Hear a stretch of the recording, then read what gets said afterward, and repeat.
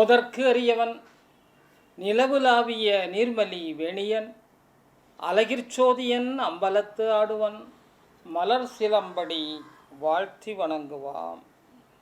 இந்த புகழ்ச்சோழன் உறையூரில் ஒரு நாள் ஆட்சி. இது கருவூரில் நடந்த செய்தி. இது முதல் செய்தி. அங்கே போகிறார். இவருக்கு கீழே பல மன்னர்கள், அது கொங்கு நாட்டு அரசர்கள், சில குறுநில மன்னர்கள் எல்லாருமே இவருக்கு கப்பம் கட்டுகிறார்கள். யாருக்கு? நம்முடைய புகழ்ச்சோழனுக்கு. அதில் ஒருத்த மட்டும் கொஞ்சம் சரியாக தரமாட்டேங்கிறாங்க கப்பம். அதிகமான என்ற ஒரு மலைநாட்டு அரசர். இவருக்கு கோபம். அத்துணை பேரும் பணிகிறார்கள், ஆனால் ஒருவன் மட்டும் பணியாமல் இருக்கிறாரே, செல்லட்டும் நம் படை அப்படிங்கிறது. அந்த படை போகிறது. போய் அந்த அதிகமானை ஜெயித்து வென்று திரும்பி வருகிறார்கள். திரும்பி வரும்போது அந்த காலத்து போர்க்கால நடவடிக்கை போல அங்கு இவர்கள் கைப்பற்றிய குதிரை, யானை, அங்கே இறந்து கிடக்கின்ற வெட்டி சாய்த்த எதிரி படையின் தலைகளையும் கொஞ்சம் எடுத்துக்கிட்டு சாம்பிள் ராஜாவுக்கு காமிக்கிறதுக்கு வராங்க.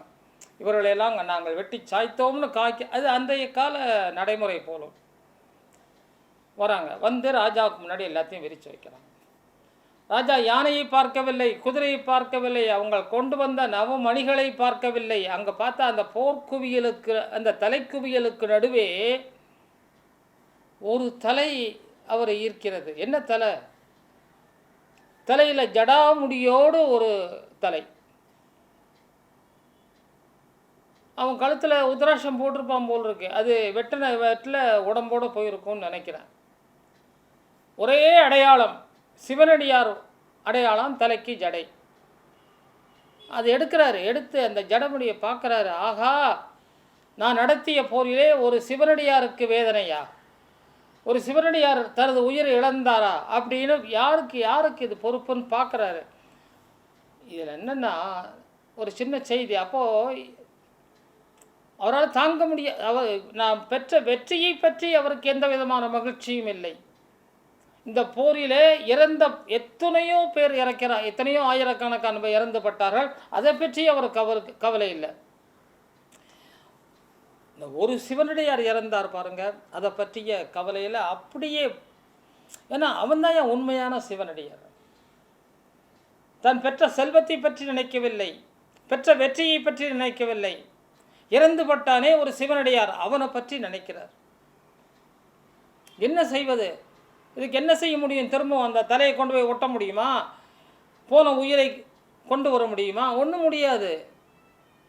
இல்லை, இந்த வேலையை செய்தானே அந்த போர்க்கள தளபதி, அவனைத்தான் அவனுக்கு என்ன தெரியுமா என்ன? சிவனடியார் ஏதோ கூட்டத்தோடு சண்டையில் வெட்டிட்டான். நமக்கு ஒரு சந்தேகம், எதுக்கு அங்கே சிவனடியார் இந்த சண்டைக்குள்ளே வந்தார்? இல்லை, அவரும் ஒரு சண்டையில் ஈடுற ஒரு போர் வீரரா? ஒரு போர் வீரன் சிவனடியாராக இருந்தாரா? ஏன் போர் வீரருக்கு சிவனடியாராக மாற வேண்டிய எத்தனையோ அதில் சிக்கல் பிக்கல் பிடுங்கள்லாம் இருக்குது. தவறு என்பது அங்கே யார் மேலேயும் கிடையாது. யார் இன்னார் என்னன்னு பார்த்தா தலையாருக்கு வெட்ட போகிறான் போர்க்களத்தில் கிடையாது. ஆனாலும் இவருக்கு தாங்க முடியாத ஒரு எரிச்சல். அமைச்சர்களை பார்த்து சொல்கிறார், இனிமேல் நான் உயிரோடு இருக்கக்கூடாது.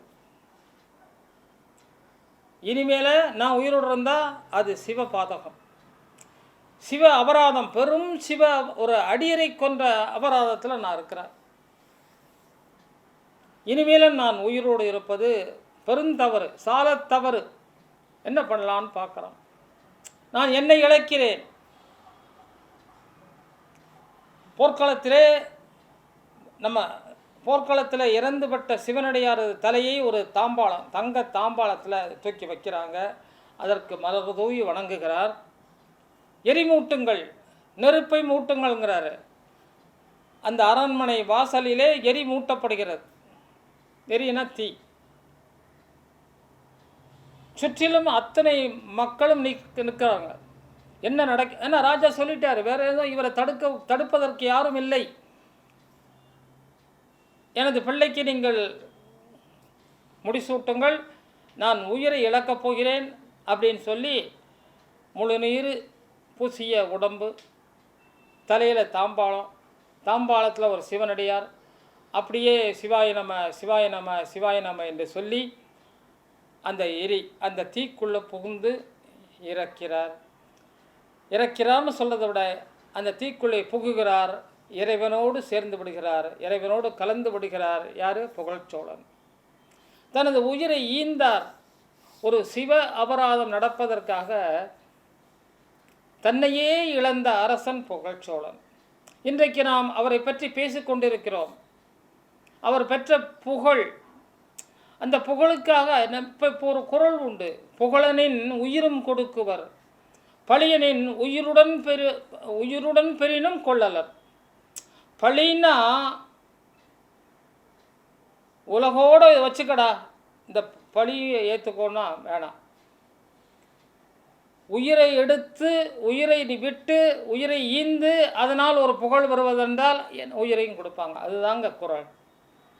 புகழனின் உயிரும் கொடுக்குவர், பழியனின் உலகுடன் பெரியனும் கொள்ளலர்.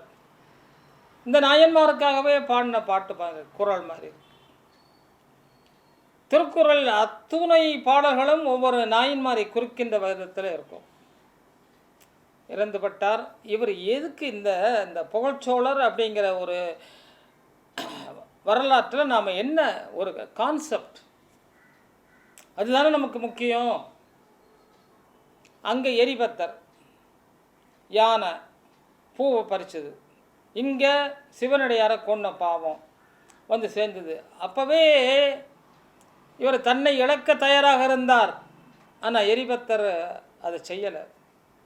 மீண்டும் ஒரு சிவ அபராதம் எனது ஆட்சியிலே. இவர் என்னன்னே புரியல. என்னடா அது, நம்ம இருக்கிற நாட்டில் சிவ அபராதங்கள் தொடருமா? சிவ அபராதம்னா என்னையா? அதை முதல்ல பார்ப்போம்யா. சிவன் என்றால் என்ன, அது முதல்ல நம்ம தெரிஞ்சுக்கணும். சிவம் என்றால் இயற்கை. இந்த உலகம் நடந்து கொண்டிருக்கிறது, உலகம் சுற்றி கொண்டிருக்கிறது, நவகோள்களும் இந்த உலகத்தை சுற்றி கொண்டிருக்கின்றன. ஒன்னொன்றுக்கும் ஒரு ஸ்பீடு கொடுத்துருக்குறோம். அந்த ஸ்பீடிலிருந்து ஒரு இம்மி அளவு கூட பிசகாமல் இந்த உலகம் நடந்துக்கிட்டு இருக்கு. இந்த உலகத்தை காப்பதற்காக மரங்கள், செடிகள், கொடிகள், நேரம் பிசகாமல் சூரியன், நேரம் பிசகாமல் சந்திரன், இதெல்லாம் வருது. அத்தனையும் யார் இதெல்லாம் ஒரு டைரக்ட் பண்ணுறது? இயற்கை. அந்த இயற்கை யார்? சிவம். இயற்கை தான் சிவம். இயற்கையினுடைய கோட்பாடு என்ன? அன்பு. அன்பே சிவம். அன்புங்கிறது என்ன? இயற்கை. ஒரு தாய் கன்றுகியிடம் காட்டுகின்ற பசுவின் அன்பு இருக்குல்ல, நமக்கு அது இருக்கா? இல்லையே. நாம் மரத்தை வெட்டுகிறோம், மக்களை வெட்டுகிறோம், நாடுகளை அழிக்கிறோம், வயல்வெளிகளை அழிக்கிறோம், நீர்நிலைகளை மாற்றுகிறோம், மேடாக்குகிறோம். நீர்நிலையெல்லாம் மேடாக்குறோம், மேடாக்கி வீடு கட்டிக்கிறோம். அந்த இடத்துக்கு பேரே லேக் வியூ. அந்த இடத்துக்கு பேர் நுளம்பூர் ஏரி ப்ராஜெக்ட்ஸ். நமக்கு அதாவது இதிலெல்லாம் இந்த மாதிரி பண்ணுறமேனு அதை மறைக்கவா சரியா? அதுவும் கிடையாது. லேக் வியூ என்ன அழகான வார்த்தை பாருங்கள். அந்த இருந்த இடம் லேக்கு, அதை கட்டினா அதுக்கு பேர் லேக் வியூ. நுளம்பூர் ஏரி, அம்பத்தூர் பக்கத்தில் நுளம்பூர் ஏரி ப்ராஜெக்ட்ஸ். இப்படி எத்தனையோ இருந்த ஏரிகளை, அவ்வளோ இயற்கையை என்னெல்லாம் செய்ய முடியுமோ இயற்கையை எல்லாம் கொத்தி பூசிட்டு ஒரு நாள் பூரா ஏறத்தாழ 2 லட்சம் யானை இருந்தது இந்த நாட்டில். இப்போ அது 25,000 யானை தான் உலகம் பூரா இருக்குது. அத்தனை யானையும் கொண்டுட்டோம். 1 லட்சத்துக்கு மேற்பட்ட புலிகள் இன்றைக்கி இல்லை. உலகம் முழுவதுமே 2500 புலி தான் இருக்குங்கிறான். மான்கள், என்னென்ன அழகான ஜீவராசிகள். இவையெல்லாம் இந்த உலகத்தினுடைய லிங்க். அதுக்காக தான் இதெல்லாம் படைத்தான். வேறு வழியே இல்லாமல் இருந்தால் பண்ணலாம். காடுகளை அழித்து 8 வயல் பாய்ச்சாலை, இதெல்லாம் நடக்கணும். இதெல்லாம் நம்ம என்னன்னா இயற்கை தான் இறைவன். இறைவனை அழித்தால் இயற்கை அழிஞ்சிடும், இயற்கையை அழித்தால் இறைவன் அழிஞ்சிடும். இறைவன் இல்லாமல் போக முடியாது. இறைவன் என்ன செய்வான்னா, இப்போ இந்த சிவ அபராதம்ங்கிறது அதுதான். ஒரு சின்ன பழமொழி ஒன்று உண்டு. அதாவது சிவன் சொத்து குலநாசம். நம்ம எல்லாரும் அதை தெரிஞ்சிருப்போம். ஆனால் என்ன அர்த்தம்னு புரியாது. நமக்கு தான் எதுக்குன்னு தான் அர்த்தம் தெரியாது. சிவன் சொத்து குலநாசம்னா, ஆகா கோயிலுக்கு போனோன்னா அங்கேருந்து எதையும் தூக்கிட்டு வந்துடாதடா, அதான் சிவன் சொத்து குலநாசம். கையில் விபூதியை எடுத்துகிட்டு வந்தால் அந்த விபூதி அங்கேயே போட்டு வந்துடு, குங்குமத்தை எடுத்துகிட்டு வந்தால் அங்கேயே போட்டுரு. நமக்கு அது ரொம்ப ஈஸியான வேலை. அந்த குங்குமத்தையும் விபூதியும் தட்டுறது ரொம்ப ஈஸியான வேலை. அதனால அதுக்கு அர்த்தம் அதை தான் சொன்னோம். சிவன் சொத்துன்னா அந்த கோயிலேருந்து வரும்போது கோயிலேருந்து எதையும் எடுத்துகிட்டு வந்துடாதான்ட்டு. அது செய்ய, அது வேறு விஷயம். அதுவா அர்த்தம்? சிவன் சொத்து குலநாசனம் என்ன அர்த்தம்னா, இயற்கை, என்வைரன்மெண்ட், சுற்றுச்சூழல் அத்தனையும் பொல்யூட் பண்ணுற அது இந்த நாடு. இந்த சிவனுடைய சொத்து இந்த உலகம், சிவனுடைய சொத்து இந்த மரம், சிவனுடைய சொத்து இந்த கடல், சிவனுடைய சொத்து இந்த நதிகள், அத்தனையும் பொல்யூட் பண்ணிட்டாடா பாவி. சிவன் சொத்தை கெடுத்தாய். சிவன் சொத்தை கெடுத்தால் என்ன ஆகும்? அடுத்த பிறவிக்கு நம்ம வாழ முடியாது. எல்லாருக்கும் கேன்சர், பிறந்த குழந்தைக்கு மஞ்சக்காமாலை, எங்கே பார்த்தாலும் கொரோனா, கொள்ளை நோய்கள், பிறந்த குழந்தைக்கு ஹார்ட்டில் பஞ்சர், 40 வயசுலேயே ஹார்ட் அட்டாக், செத்து போயிடுறான். என்ன காரணம்? இயற்கையை மதிக்க மறந்தோம், இயற்கையையே மறந்தோம். அப்போது சிவனது சொத்தாகிய இந்த உலகத்தை இயற்கையிலிருந்து காப்பாற்றாமல், உலகத்தின் இயற்கையை காப்பாற்றாமல் என்ன பண்ண முடியலைன்னா, அதனுடைய கிராவிடேஷன் புல்லை மாற்ற முடியலை நம்மால். இல்லாட்டா அதை கூட மாற்றிருப்பான். சந்திரனில் காலடி, இதுதான் தேவையா? செவ்வாயில் காலடி ஏன்? கரெக்டு தான். இனிமேல் ஏதாவது இங்கே இந்த நாட்டில் கொரோனா மாதிரி ஒரு பெரிய கொள்ளை நோய் வந்தால் செவ்வாய்க்கு தப்பிச்சு போயிடலாம் பணம் இருக்கிறவங்க, இல்லை சந்திரனுக்கு தப்பிச்சு போயிடலாங்கிறதுக்காக கண்டுபிடிச்சாங்களோ நமக்கு தெரியலை.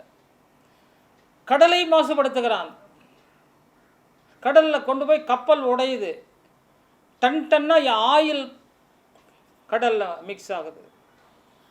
கடலை இந்த ஊரில் உள்ள எல்லா அதாவது மருத்துவ கழிவையும் கொண்டு போய் கடலில் கொட்டுறான்.